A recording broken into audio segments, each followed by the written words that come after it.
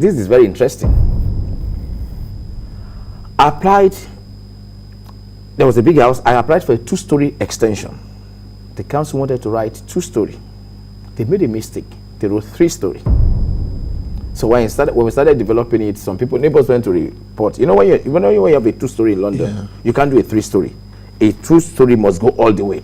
So they went to report me to the council, and the council came and said they made a mistake. They agreed that they made a mistake. So I should not do the 3-story. Anyway, I went up and did the 3-story.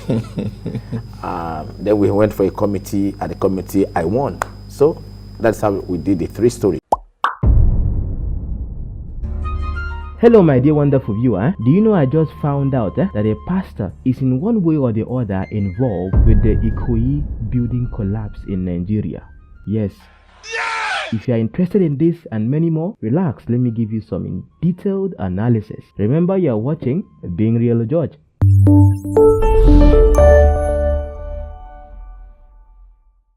Hello and welcome to the channel. In case you're meeting me for the first time, it's so good to have you. Now, a lot of you have seen videos about the collapsed building in Ikoyi. In case you're meeting me for the first time, my name is George. I'm a trend analyst, and I want to say a very big thank you to my amazing audience that keeps coming back to watch my videos. Now, a pastor has been involved in this. Of course, if you know me already on the channel, most times my contents get to gear a little bit to what happens in the church. And trust me, when I was watching the video of his interview on TVC, the way he was quoting scriptures like this, without God behind you, you can't make it. That's my belief. You know, my Bible tells me that if you can believe, all things are possible to him that believe. And my Bible further tells me that without faith, it is impossible to please God. Whoever must come to God must believe that God exists and that he is a rewarder of those that diligently seek him. I'm one of the few people that believe that if you want to make it as a Christian, if you're not ready to take risks, you would never make it. True. I was just wondering to myself, Mr. Femi must have been a very good Christian. So I started asking questions, and now I have answers for you. Now the video about to watch right now is very deep. You may not really want to watch it to the end, it's okay, but I'll be doing a lot of talking. So if you haven't watched the full interview on TVC, I would advise you to go there, watch the full interview, maybe come back here and watch me analyze each and every of his statements. If you are in for this, let's get straight into the video. But first of all, some of you have missed my dance, so let's dance a little bit because I want you to be happy as you watch me.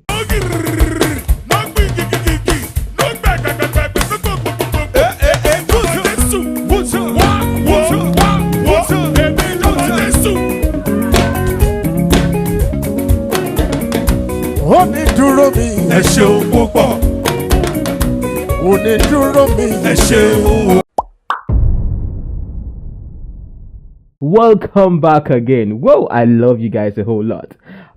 Man, it's morning here in China and it's not been easy for me, but coming out to make this content, I think one way or the other you are going to learn from it. So for those of us who are still living, cheers to good life. You can be prosecuted for that. Now the first thing you have to know is that Mr. Femi was anti-Nigeria. According to him, I want to enjoy my money, and I was looking for an African country to go to. I have to tell you, I was anti-Nigeria. Nigeria was never in my mind. Now, it is important for you to note that even though he has a track record of having been in the property development in other countries like in the UK and in South Africa, the highest building, or would I say story building he has ever built, according to his statement, have been 7-story buildings. And even in the past, other buildings he has been part of developing were either a demolition of a building and reconstruction, or would I say topping up a building or something, but he hasn't gone beyond 7 stories, at least from what I heard him say. Now, why would he come to Nigeria and then plan on this amazing, wonderful edifice that has collapsed? Now, what's that thing that prompted you? Said, let me come back to Africa. What was that thing? I have to be honest with you, if I tell you, you'll be shocked. Why I decided to come back to Africa is that, I just believe that Africa is where you enjoy your money. Of course, Africa is a place where you get to enjoy your money, at least according to him, from what I think anyhow, because when he compared life in the UK or living outside of Nigeria to living in Nigeria, of course in Nigeria you could have as how many mates as you want, as how many servants as you want, because of course anything goes here. Everything is cheap. Life in Nigeria, if you come from abroad or if you make a lot of money, to some extent might be cheap for you. So according to him, you can do practically anything you want in Nigeria, if I'm getting him correctly. Now this is where the God factor comes in, because when it comes to things that has to do with God, Nigerians or Africans really get emotional about it, which is something I've noticed here on the channel. When I talk about people that are like quote unquote men of God, I see a lot of those things happen. But follow my thoughts here clearly. He was first in London. When he was thinking about moving to Africa, he moved to South Africa, and then when he was in South Africa for a while, it got to a point that he didn't like being in South Africa anymore. So what happened? He moved back to London. But it was while he was in London in 2008 that, according to him, 2008, I was in London and God spoke to me that the time of Nigeria has come. Of course, he heard from God that Nigeria's time has come. Now, this is the question I want to ask you, because someone who is a popular pastor in Nigeria, of course, I guess he's based outside of Nigeria, Pastor Matthew Ochimolowo. But listen to Matthew Ochimolowo here talk about this same man, that his buildings have collapsed, and look at the way he's sharing his testimonies. And I'm going to come back with a particular statement or commentary about that.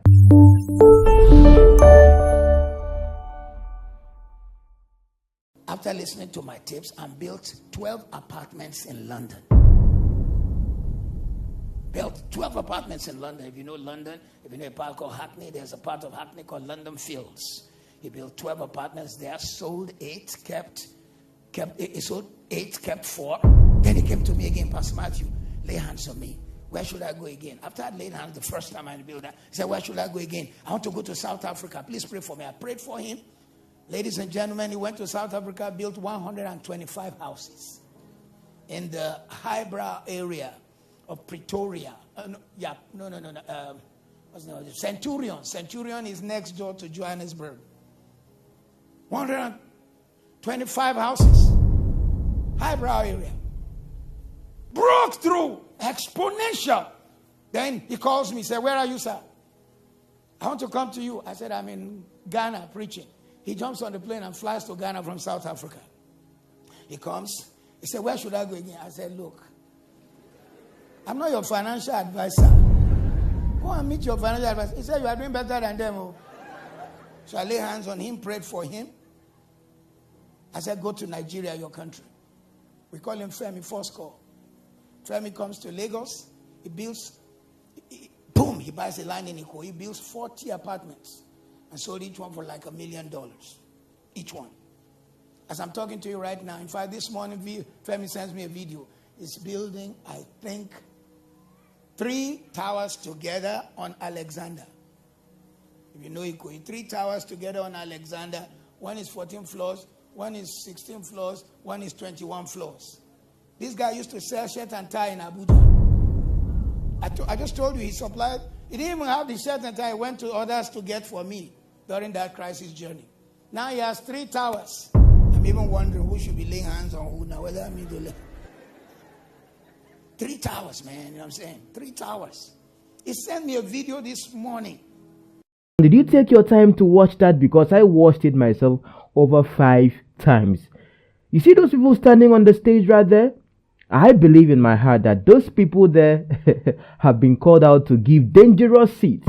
And dangerous seats will require some kind of dangerous testimonies. Now, am I saying that the testimony by Pastor Matthew is wrong? According to him now, I'm talking about someone like this whom, because of him, has been able to develop properties from just being someone that was a shoe shiner from just being someone that sells shoes or something, according to which lines up with the story of Mr. Femi on TVC. So he's giving credit to the fact that this person being more of like his mentee, him being a mentor, him being like his spiritual father, has been able to build properties by just listening to him, by just listening to his tapes. Of course, Mr. Femi didn't mention his name when he was talking in TVC. But look at how he said the fact that he was the one that told Mr. Femi to go to Nigeria and start developing properties.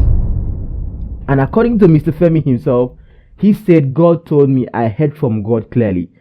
Do we Christians take the words that come, if it is true that it was Pastor Matthew that told him to go to Nigeria, and he is saying on TVC that he heard from God? Maybe he doesn't want to advertise Pastor Matthew over there, I don't know. but maybe Pastor Matthew is really his pastor, because for Pastor Matthew to be talking about him and mentioning his name for what it really is, he has that degree of confidence that, okay, this is what it is. So, do Christians take the words that come from the men of God as being the word that is coming from God directly? I'm just asking a question. I'm not giving an answer right here, because if that is so, then it now makes a whole lot of sense how some people see their pastors to be like God, or to be more of like God to them. Because I noticed that when I read your comments, I tell you guys, I'm one kind of person that prides myself in the fact that I pay attention to every detail. Some of you say I should stay away from the comments, but I don't, because that is why I get to also learn from real human beings that watch me, not robots. Because in this case right now, did God not see that this kind of thing was going to happen? Of course. According to Mr. Femi himself, when he was quoting scriptures on TVC. To make it as a Christian, if you're not ready to take risks, you would never make it. True. Christianity has to do with action. That is the fact. For you to really be a Christian and excel in life, you have to take risks. But his own risks was believing that in Nigeria, anything can happen. In Africa, anything can happen. You can spend your money anyhow or live anyhow you want. And going beyond the standard you are supposed to go. Why? Because you want to do something no one has ever done. According to him, he wants to do something that no one has ever done. And people believe that a black man cannot do this kind of thing. But let's go into some more details about this, which I think you know already, but I think I need to talk about them. Now, this is the part I think he missed it. If you listen to his interview on TVC, he talked about the fact that he's been working with experts, those who are really, really good in the field. But until one thing happened. They told me to buy 1000 kVA generator, my M&E. I decided to buy 800. Guess what? We never use 800, we've sold it now. The highest we are using is 500. You know, so I learned a lot. So after doing that project, I have to be honest with you, I was a little bit frustrated.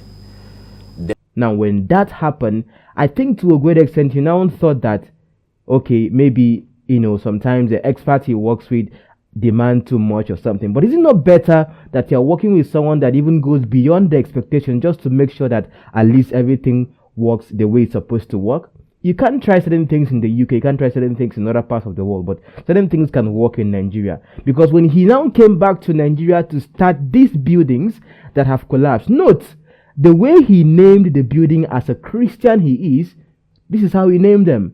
One of the buildings is called Grace, another one is called Peace, another one is called Faith. Those are the things that are working there. You see, when grace of God is up, when the grace of God is upon you, like things just work. So it's just one building that has gone down, but the two other buildings that are around that building belong to him. Now, why is it that the one that went down is the one that is the tallest? Someone will say it's Tower of Babel. But you have to understand this. He had an agreement with contractors that were working with him. Now, they were okay with the first two buildings based on how it was constructed and everything. But with this, the one that has fallen, him going beyond that, at around February, those he was working with, the contractors, had already pulled out from that particular construction because certain things were not going according to how they were planned ahead of time. So they were even asking that their logo should be removed from the letterhead, as you can see the letter right now on your screen. But what I want you to understand right here is that, of course, he has faith. He believes in God. But he also believes that faith without work is useless. But even if you are doing that work with faith, that is where common sense comes in. Because you cannot cheat nature. There are certain things that are normal legal principles of life itself that you just cannot say that faith can keep it standing or whatever.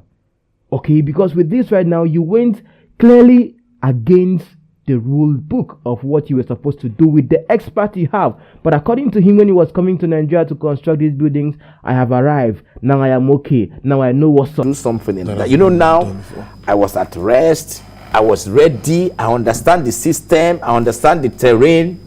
I'm in charge. Not when you don't know what you're doing. Now currently, because of this, Sanwo-Olu, the governor of Lagos State, has suspended someone that was supposed to be in charge of supervising, or would I say making sure that such projects did not even continue at first. Why? Because according to news, that particular building had been stopped from construction, but they still continued. Or would I say the contractors themselves had pulled out, but they still continued. So when I was listening to the interview towards the end, he was asked about what he thinks about the governor of Lagos State, which he was praising him, of course. And he said something really significant, that the governor of Lagos State has not frustrated him and has left him to continue his work, or would I say, giving him a good ground? And I'm asking myself a question. What is happening right now with what Governor Sanwo-Olu has done by suspending the person that was supposed to be in charge of that? Because of course he's a governor, he can't be being everywhere, knowing what is happening here and there. With the way he speaks like this about the governor, does it mean that the governor himself knows what is going on and still didn't do nothing about it? Because of course it's Nigeria, anything can happen. And right now, because of this collapsed building, it's medicine after death. I don't know if you understand, because if other countries you could construct 7 stories and not even go beyond that, what makes you think that in Nigeria you can go up to 18, up to 20 something? It's because it's Nigeria. Anything can happen. In Nigeria, you can spend your money anyhow, you can do anything anyhow. You could be shut closed by the government on paper, you could be frustrated on paper, but in reality nothing is happening. Because if he has been served and told that he shouldn't construct these buildings and he was still continuing with the construction, that means everything that just happens is audio in Nigeria and nothing is actually being real and practical. And until disasters like this happen, so someone will now say in the comments, oh, so when God was telling him to go to Nigeria, or when Pastor Matthew was telling him that it's time for him to go to Nigeria, which he said that God told him and he heard clearly, did God also tell you to go beyond what is required according to experts, according to the work itself you were doing? It doesn't mean that you could just construct any amount of story building you can construct anywhere. Some places can carry some amount, maybe based on the floor density and all of those things. It depends on how those things are supposed to be done, as constructors and experts would understand. So which experts did he hire to continue the building after the previous experts or architects or contractors he was working with decided to pull off from the contract? Because right now, those ones will not be held accountable. Only he himself and his new contractors or something will be held accountable. But where are they right now? Now, because the main goal of me making this video is for you to learn from this. My idea of making videos about trends like this is for you to learn something from it. When I watched that video and I was seeing him quoting scriptures here, showing that he's someone that is really into God, or maybe someone that really believes in God and all of that, I was now looking at the fact that many people that actually get into things that are not supposed to be what they are, that are Christians. Most times, Christians are the ones that really get into shady stuff, but still use the name of God and the whole idea of faith and all of that to cover it up. Even I, myself that is talking right now, I'm not perfect myself. But of course, I understand the laws of nature itself practically. And with this particular one right now, come on, you have been told. But and now, anyone could talk about it. Why? Because something has happened. But had it been this did not happen, no one would be talking about this. Had it been, and it's so good that this didn't happen when the place had all been fully developed and what people are already living in it and having families, and all of what he had dreamed and all of that were already happening before this happened. So maybe this thing happened earlier because of something that would have happened in the future. So did God know about this happening right now? Of course, God knew about this happening. God knew about this itself happening, because had it been the building itself was all constructed to the full, people have started living in it or something, do you know how many more lives would have been lost aside the ones that have been lost right now?